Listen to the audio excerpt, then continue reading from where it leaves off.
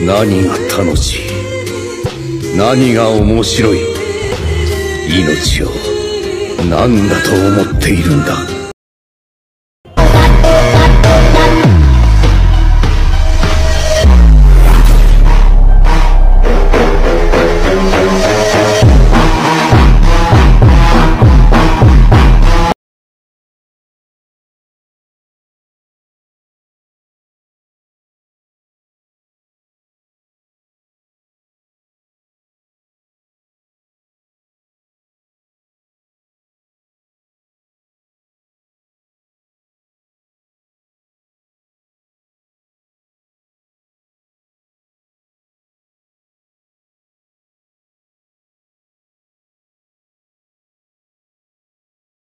鬼だと看破する。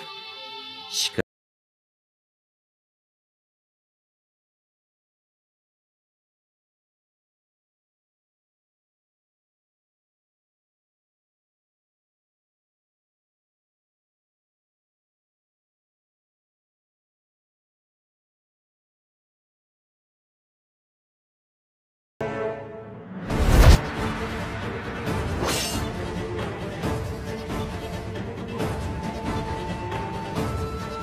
その感覚と私の剣技の型が完成した。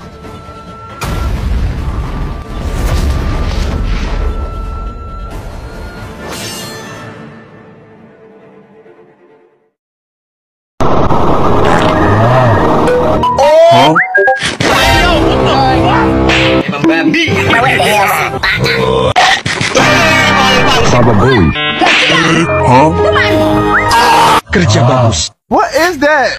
Why you bullying? Hey bro, watch your jet. What the hell? What the dog doing? Dying. Hell no, man. What the fuck, man? In today's video, we will be going through the story of Yoriichi Tsugikuni, the first breathing style user and the strongest demon slayer ever. Yoriichi and his twin brother, Michikatsu, were born into the Tsugikuni clan within the middle of the Sengoku period, a time when twins were considered to be an extremely bad omen. Yoriichi in particular was born with an odd birthmark on his forehead, which caused his father to declare that he would kill him. However, their mother flew into a rage and stopped him. It was eventually agreed upon that Yoriichi would be sent to a temple to become a monk when he turned 10 years old. Despite their father's belief that the mark was bad luck, it actually granted Yoriichi incredible physical prowess and the ability to see the bodies of living things in transparency. Yoriichi grew up very differently from Michikatsu, being given much poorer food and education than his brother, and confined to a small 3-tatami room away from the rest of the house. He never spoke and was thought to be deaf as a result. His mother subsequently made him Hanafudu charm earrings in the hopes the gods would bless him with the ability to speak. He also was frequently seen clutching his mother's side. Because of this, Michikatsu found him pitiful. Still, his brother often snuck behind their father's back to see Yoriichi, even giving him a handmade flute as a gift to comfort him. One day, when he was 7, Yoriichi smiled and spoke for the first time, declaring his intent to become a samurai, like his brother, after watching Michikatsu practice sword swings, startling him. However, Michikatsu was dismissive of this sentiment, as it was well known that Yoriichi would be sent to the temple when he turns 10. Still, one of their father's men tasked with training Michikatsu decided to humor Yoriichi, showing him a simple stance. Unexpectedly, the young boy flew into action after assuming the stance, landing 4 blows against the man and shocking his brother, who, despite his training, had never landed one. However, Yoriichi couldn't stand the feeling of hitting someone and renounced his goal to become a samurai. Michikatsu often asked him about how he managed to hit the man, and he described what was likely an early form of a breathing style. Rather than talk about the sword and training, he happily told Michikatsu he would rather fly kites with him instead. When their mother passed away from her illness, Yoriichi went to Michikatsu's room at night to tell his brother the news and bid him farewell, planning to leave for the temple that night. He expressed gratitude towards his brother, stating that he would always keep him in mind, and fondly tucked away the flute Michikatsu had made for him earlier. It was later revealed to Michikatsu through their mother's diary that Yoriichi had known everything about their mother's illness, how it weakened her left side, and Yoriichi's frequent attempts to support her and help her move around. It was also revealed that Yoriichi knew his father would make him his heir and send Michikatsu to the temple due to his newfound sword skills. Because of this, Yoriichi ran away from the house before this could happen. Despite this kind act, Michikatsu developed an intense hatred hatred and envy of Yoriichi for continuing to surpass him in everything and continually showing gratitude to gain seemingly nothing.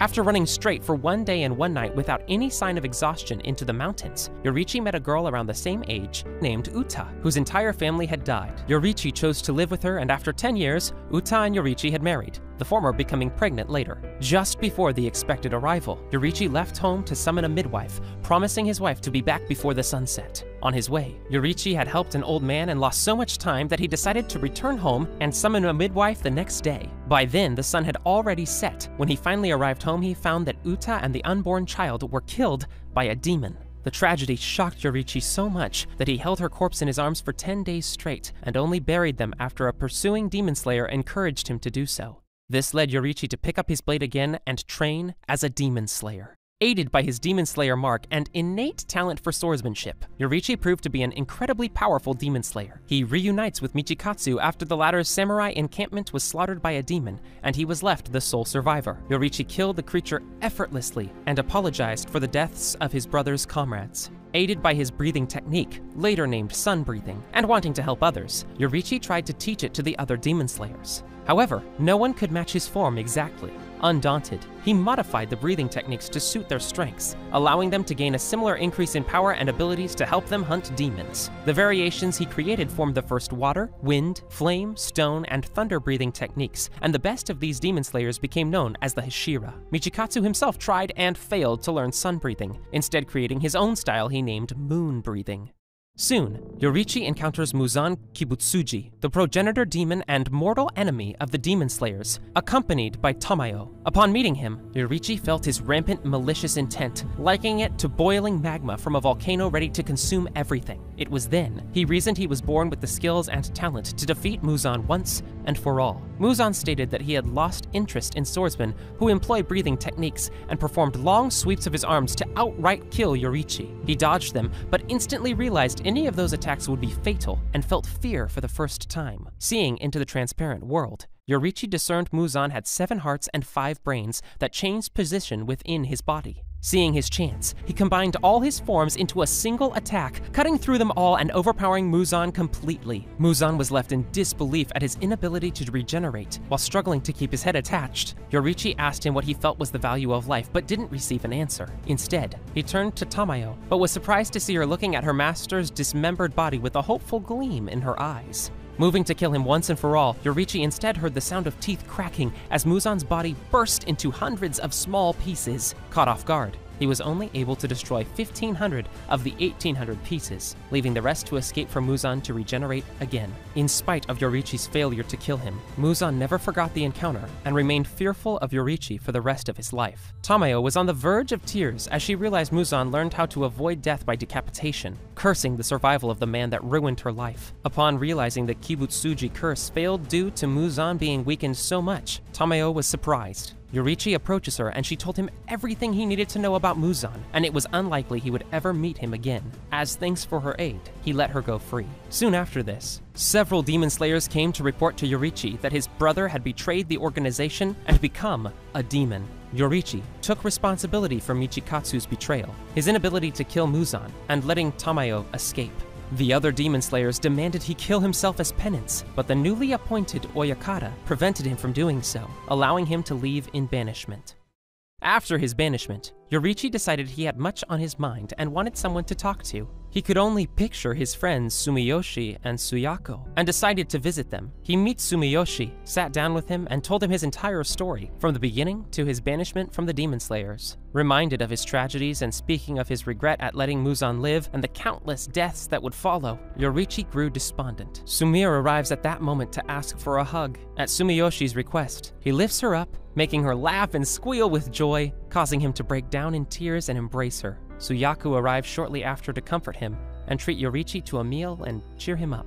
While with the Kamados, Yoriichi would be asked to perform the sun-breathing's forms. He kindly did so, performing all the moves with such grace, he was likened more like a spirit than a human. Sumiyoshi would watch this demonstration intently and keep them in his memories. On his last night, despite being told he was welcome at any time, Yoriichi gave Sumiyoshi his own Hanafuda earrings. Sumiyoshi and Suyako realized that this was going to be the last time he will ever see them. Overcome with emotion, Sumiyoshi called out to Yoriichi as he walked away, calling him to stop. He reminded that he saved them, and he voiced his promise to preserve the Sun-breathing's forms through his descendants. Hearing this, Yoriichi turns and smiles brightly, thanking the Kamados and waving them farewell. Despite the apparently limited lifespan of 25 years suffered by those who bore the Demon Slayer mark, Yoriichi lived till his 80s, but eventually went blind as he continued slaying demons.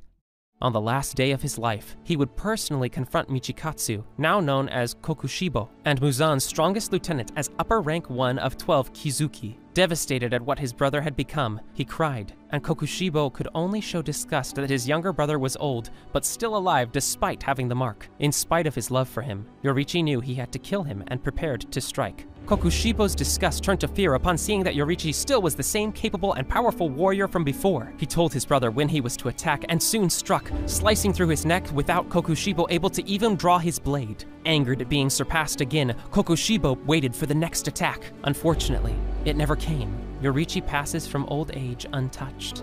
Angered that his one chance at a fair battle is gone, and the man who nearly killed Muzan and him is now dead and undefeated forever, Kokushibo would strike at his brother's corpse in scorn, only to realize Yoriichi carried the flute he gifted to him when they were both still children. Unable to sever his connection with Yoriichi, Kokushibo took the split flute and